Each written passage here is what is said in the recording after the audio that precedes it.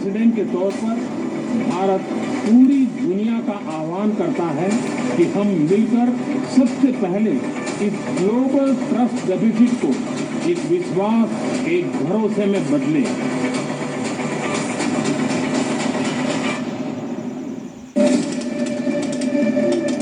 9 सितंबर 2023, मंडपम, नई दिल्ली। मौका G20 summit के शुभारंभ का था। प्रधानमंत्री नरेंद्र मोदी अध्यक्षीय भाषण दे रहे थे। तभी एक इतिहास बना। बाकायदा हैमर उठाकर प्रधानमंत्री मोदी ने इसका ऐलान किया। आप सबकी सहमति से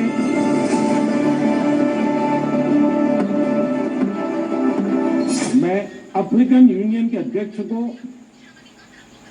G20 के स्थायी सदस्य के रूप में अपना स्थान ग्रहण करने के लिए आमंत्रित करता हूं।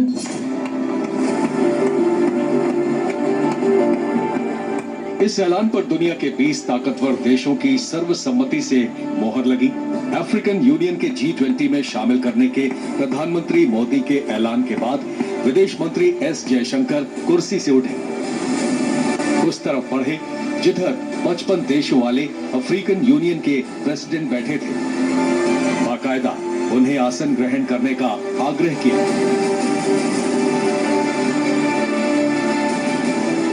प्रधानमंत्री मोदी भी उठकर गले मिले। इस तरह दिल्ली में G20 समिट के दौरान एक ऐतिहासिक अध्याय का पटाक्षेप हो गया।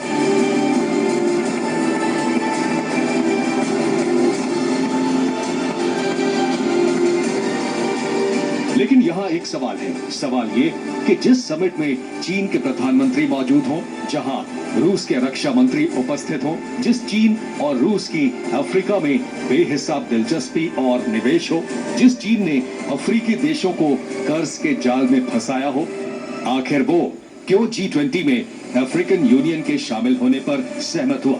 इसका जवाब जानने के लिए आपको इतिहास के गलियारे में 46 बरस पीछे जाना होगा। दिसंबर 1977, बॉन, जर्मनी।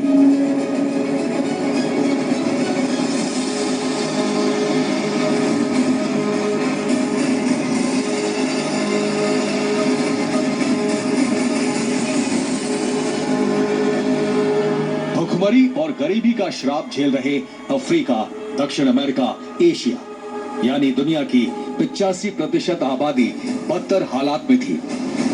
इनकी वजह से ग्लोबल ऑर्डर पर क्या असर हो रहा है, ये पता लगाने के लिए तत्कालीन पश्चिमी जर्मनी के पूर्व चांसलर विली ब्रांड की अध्यक्षता में एक स्वतंत्र आयोग बना, जिसमें भारतीय रिजर्व बैंक के पूर्व गवर्नर लक्ष्मीकांत झा भी शामिल थे।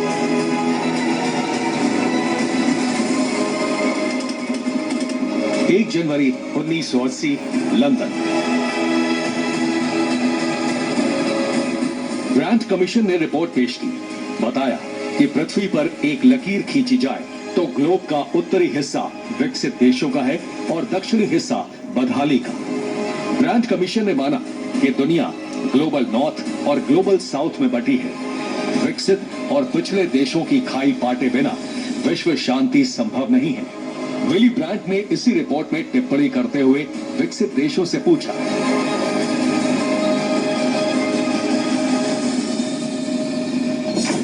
एक नई सदी निकट है और एक नई सभ्यता की संभावना भी। क्या हम ऐसे वैश्विक समुदाय की बुनियाद नहीं रख सकते जहां सभी लोगों और सभी देशों में उचित संबंध हो और एक ऐसी दुनिया का निर्माण हो जहां साझेदारी, न्याय, स्वतंत्रता और शांति कायम रह सके? ब्रांड कमीशन ने अपनी रिपोर्ट में विकसित देशों को कई अहम सलाह दी। पिछले देशों की तरफ मदद का हाथ बढ़ाने की सलाह दी, लेकिन हुआ ढाक के 3 पात। ग्लोबल साउथ यानी विकासशील और पिछड़े देशों की तरफ मदद का हाथ किसी ने नहीं बढ़ाया।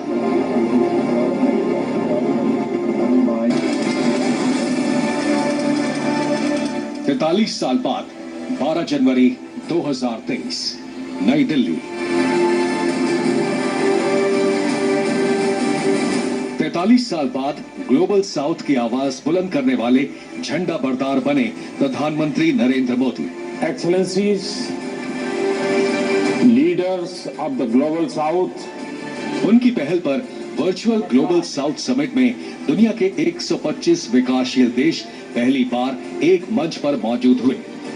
India has always shared its development experience with our brothers of the global south. As India begins its G20 presidency this year, it is natural that our